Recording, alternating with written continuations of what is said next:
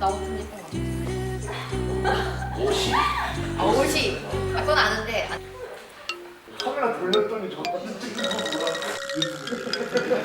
이런 유튜브 각 찍어야지 맨날.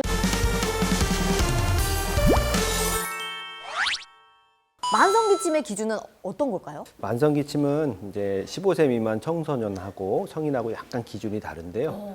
15세 미만 청소년 같은 경우는 약 4주, 그러니까 한 달 정도 지속되는 기침을 만성기침이라고 하고. 4주 동안 계속 네. 기침을 하나요? 그렇죠. 네. 그다음에 성인인 경우는 이제 보통 이제 급성기침을 3주 이내로 정하고 이제 3주에서 8주 사이를 아급성 기침. 급성? 그러니까 급성기는 조금 진한 아, 급성기침. 8주 이상이 되었을 때를 만성기침으로 정의를 합니다. 그 8주 이상이면 2달 이상이라는 뜻이잖아요. 아, 그렇게 기침하시는 분들도 진짜 진 빠지실 것 같은데 이 만성기침의 진단은 어떤 걸 보고 내릴 수가 있을까요? 네, 보통 이제 3주 이내를 급성기침이라고 말씀드렸는데요.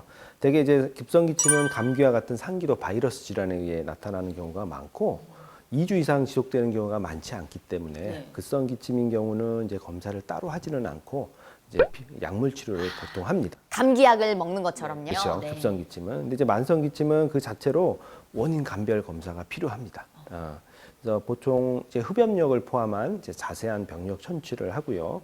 이후에 흉부 엑스레이를 찍고 이제 폐기능 검사가 기본 검사로 들어가게 됩니다.